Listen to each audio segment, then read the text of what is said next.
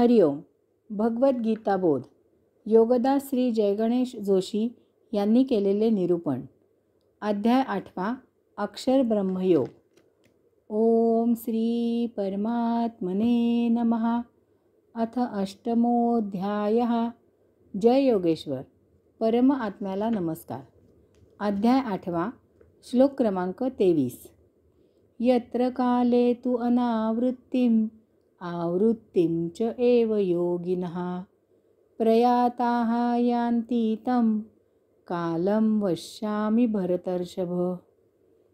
भरत वंशीय श्रेष्ठा, ज्या काळात शरीर त्याग करून गेल्यावर योगी अनआवृत्तीला प्राप्त होतात आणि ज्या काळात शरीर त्याग करून गेल्यावर आवृत्तीला प्राप्त होतात, याबद्दल मी आता सांगतो. सर्वप्रथम एक गोष्ट लक्षात घ्यायची आहे की येथे केवळ योग्यांच्या शरीर त्यागानंतरच्या काळाबद्दल, मार्गाबद्दल भगवंत श्री सांगत आहेत. भगवंत श्री येथे अयोगिक लोकांबद्दल काहीही सांगत नाहीत. या श्लोकात जे काही मुक्ती आणि पुनर्जन्माबद्दल सांगितलेले आहे ते फक्त योग्यांबद्दलच सांगितलेले आहे. योगी जेव्हा शरीर त्याग करतो तेव्हा ते 2 मार्गाने केले जाते. एक मार्ग असा आहे की योगी शरीर त्याग करतो आणि तो मुक्त होतो. यालाच येथे अनआवृत्त असे म्हटले आहे. त्याचा पुनर्जन्म होत नाही. याचा अर्थ अशा मार्गाने शरीर त्याग केलेला योगी भोगापवर्गतेला विवश होऊन पुन्हा जन्म घेत नाही. पुन्हा जन्म घेतलाच तर तो जन्म प्रभूचे कार्य करण्यासाठी असतो. अशा जन्मी योगी आपले विहित कार्य संपले की स्वमर्जीने येथून प्रयाण करतो.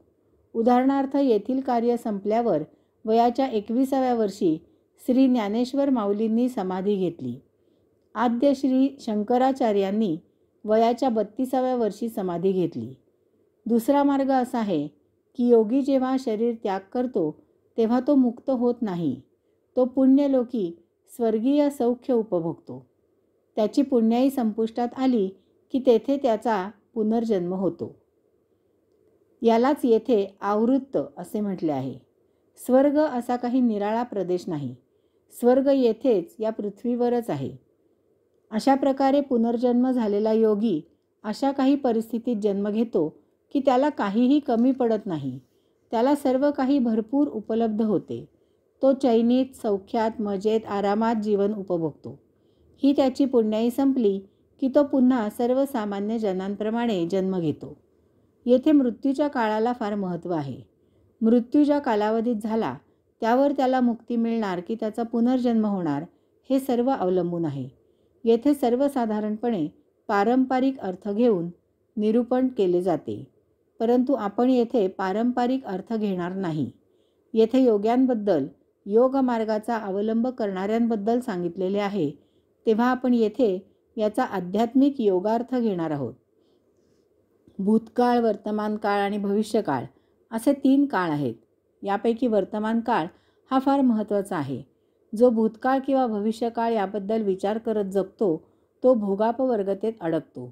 जो केवळ वर्तमान काळाबद्दल विचार करतो तो योगी होतो. वर्तमान काळ हा अतिसूक्ष्म काळ आहे.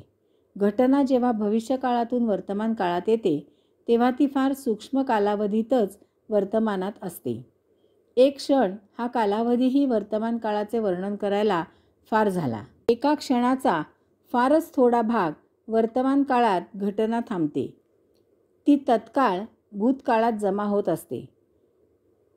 घटना भविष्यकाळातून प्रवाहित होते आणि आपल्या लक्षात येण्याआधीच भूतकाळात जमाही होते. घटना वर्तमान काळात टिकत नाही. एवढेच नव्हे तर वर्तमान काळातील घटना जेव्हा आपल्याला आकलन होते तेव्हा ती अगोदरच भूतकाळात जमाही झालेली असते. नदीच्या किनारी बसावे. नदीच्या पात्रातून वाहणाऱ्या पाण्याच्या प्रवाहाच्या एका विविक्षित ठिकाणी नजर स्थिर करावी. आपल्या लक्षात येईल की नदीचे पाणी भविष्याकडून, उगमाकडून येत आहे आणि भूतकाळात समुद्रमार्गी जात आहे. आपल्याला त्यातील वर्तमान काळातील पाणी निरखायला फार अत्यंत अल्प कालावधी मिळेल. उगमाकडून पाणी केव्हा आले आणि समुद्राकडे ते केव्हा निघून गेले ते समजणारही नाही. वर्तमान काळ हा असा भविष्यकाळ आणि भूतकाळ यामधील संधिकाळ आहे. योग्यांना हा संधिकाळ फार फार महत्त्वाचा असतो. हाच ध्यानाचा काळ असतो. यास्तव जो या संधिकाळासाठी वर्तमान काळासाठी जगतो तो योगी होतो. मागचा पुढचा विचार करून वागावे हा व्यवहार आहे, परंतु मागचा पुढचा विचार न करता केवळ सद्य क्षणाचा विचार करून वागावे हे अध्यात्म आहे.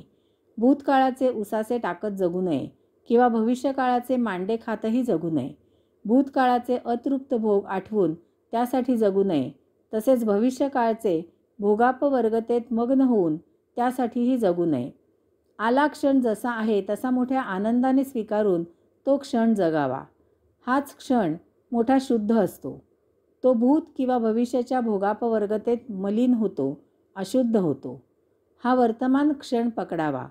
येथेच योग साध्य होतो. तेव्हा या काळाला फार महत्त्व आहे. या काळाचेच रूपक घेऊन येथे आता पुढील 2 श्लोकात भगवंत श्री मुक्ती आणि पुनर्जन्म याविषयी सांगणार आहेत.